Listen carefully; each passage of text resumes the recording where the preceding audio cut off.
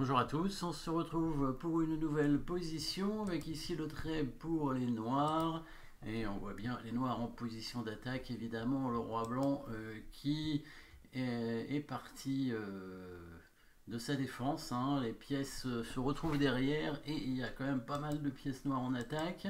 Alors évidemment attention, hein, la dame est attaquée par exemple, le cavalier et la tour aussi.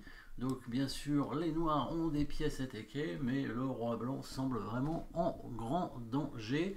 Les blancs ont un fou de plus contre un pion je crois, 5 pions blancs contre 6 pions noirs. Donc dame, 2 tours, un cavalier pour les noirs, dame, 2 tours, un cavalier et un fou pour les blancs.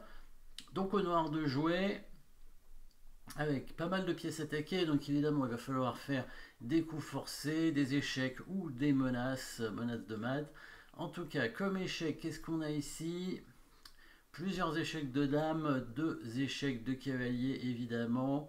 Un échec de dame en H5 où elle va pas être capturée, mais il y a ce pion qui avance de 2 cases pour protéger un petit peu le roi et réattaquer la dame. Qu'est-ce qu'on pourrait faire d'autre? Le cavalier peut donner échec, mais lui aussi se fait prendre où qu'il aille, hein, évidemment, que ce soit en G5 ou en D2. Donc dernière possibilité, et vous l'avez trouvé très certainement, hein, l'attaque de la dame avec la dame en rayon X qui va prendre le fou ici, hein, possibilité intéressante puisqu'on prendrait le fou et la tour, puisque on voit la tour noire qui défend le fou blanc en rayon X, hein, donc à travers la tour E2. Donc dame prend fou, tour prend dame et tour prend tour échec derrière. Voyons ce que ça peut donner très exactement. Le roi blanc doit bouger. Alors s'il se met en E3, ça veut dire qu'il va y avoir une attaque et la découverte du cavalier. Le cavalier qui pourrait simplement venir attaquer la dame, récupérer la dame derrière. Les noirs récupèrent tout leur matériel, conservent le pion d'avance et vont pouvoir clouer le cavalier ensuite, hein. Regardez par exemple après, dame prend F2, tour prend F2, tour prend F2, roi E3, on regarde évidemment roi G4 après. Cavalier C5, échec et la découverte. Le roi prend la tour. On prend la dame sur échec. Le roi doit bouger, hein, c'est échec. Et la tour va simplement venir en 1 pour clouer le cavalier qui n'a pas bougé et la tour qui est bloquée. On remarque, hein, d'ailleurs encore une fois que les blancs n'ont pas bougé leur cavalier. Donc ça c'est très mauvais. Après dans cette partie certainement les blancs ont dû le bouger, mais il est revenu à la maison je pense, hein, parce qu'il y a quand même eu beaucoup de coups dans cette position. Mais je pense que les blancs ont eu le temps de le bouger. Et bien si ça n'a pas été le cas, ben, c'était une erreur en tout cas.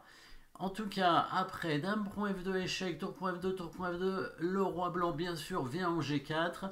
Et il faut voir la suite. Bien sûr, la tour qui prend le pion en G2 sur échec, c'est logique. Comme ça, si le roi vient en F3, on va simplement faire échec et gagner la dame, hein. On va même prendre la dame sans donner la tour, hein, parce que ce roi F3 il fait échec et après on fait l'échec et la découverte au même endroit que tout à l'heure en attaquant la dame et on va la récupérer. Les noirs conservent une tour de plus. Donc évidemment le roi se met en H4, hein, se mettre en H5 serait moins bon encore parce qu'il y aurait un échec supplémentaire. On va mettre le roi en H4 et comment on va faire ici avec les noirs pour continuer la position, bien qu'il n'y ait qu'une tour contre la dame, hein, ce qui est évidemment un gros avantage matériel pour les blancs, est évidemment très forte puisque le roi blanc est en grand danger.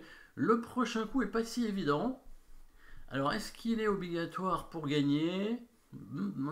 C'est peut-être bien parce que il n'y a pas énormément d'options finalement, hein. Alors évidemment on peut récupérer peut-être du matériel avec le cavalier en mettant peut-être le cavalier en F2.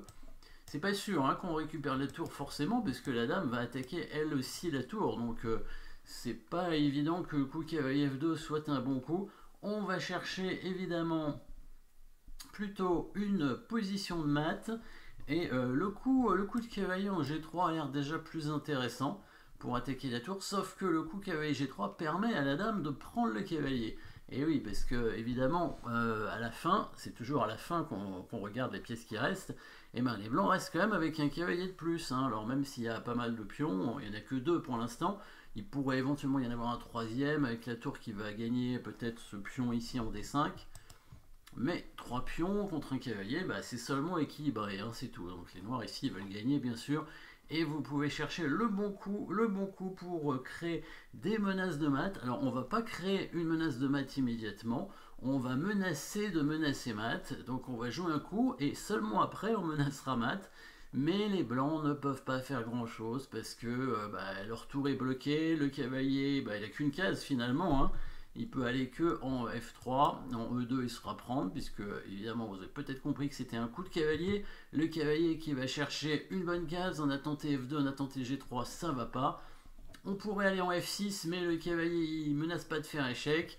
Là où il va aller, il menacera pas non plus de faire échec, mais on va simplement lui permettre de se rapprocher du roi. Voilà, en se mettant en D6, les noirs ne menacent pas d'aller en F5 parce qu'il y a la dame qui prend, mais on peut menacer tout simplement de pousser le pion en G6 et ensuite d'amener le cavalier. Si les blancs ne font rien, hein, par exemple ils poussent un pion, hop, on joue simplement G6 et au prochain coup on fait cavalier F5, c'est imparable, hein, il ne peut rien faire et il sera obligé de sacrifier sa dame sur le cavalier pour éviter le mat.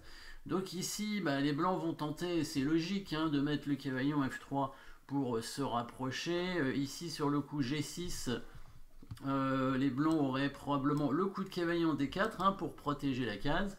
Mais ici les noirs ont trouvé évidemment le coup décisif et qu'ils avaient prévu en jouant cavalier D6 et qui était d'ailleurs une menace, hein, aussi. C'était une menace un peu plus discrète que G6, mais c'en était une quand même. Et les blancs ne pouvaient pas la parer, ne pouvaient pas tout parer en même temps de toute façon. La tour était bloquée, le cavalier n'avait qu'une case, c'est la seule case où il pouvait aller. Vous avez trouvé le coup, bien évidemment, qui permet de gagner tout de suite, de gagner la dame en fait, a priori. Donc évidemment les noirs vont rester avec une tour de plus et ce sera suffisant pour gagner. En fait, si le cavalier peut aller en F5, on a bien compris que c'était mat, hein, après roi H5, G6, mat. Alors on va pas faire G6 puisqu'il veut faire cavalier D4, mais on va jouer sur la pièce qui défend évidemment cette case et on va faire tout simplement une déviation avec le coup tour E3. Voilà, tour E3, la tour qui n'était pas utilisée pour faire mat, la tour qui attaque la dame, et si la dame prend la tour, ce sera mat en 2 coups avec cavalier F5 et le pion qui avance en G6. Et si les blancs ne prennent pas la tour, ça veut peut-être dire qu'ils bougent leur dame, probablement. Il n'y a pas énormément de cases, hein. Il va venir en B1 pour contrôler toujours la case ici. Bah, la tour va simplement prendre le cavalier et puis menacer. Mat en quelques coups avec tour prend pion, hein. Encore une fois, la dame doit rester à la défense de cette case. Et si la tour se met pour défendre le pion, bah, la dame blanche sera surchargée, bien évidemment, pourra prendre la tour et mater au coup suivant, enfin au coup au pluriel évidemment, hein, en 2 coups avec toujours le cavalier et le pion. Donc voilà, belle combinaison ici avec les noirs, hein.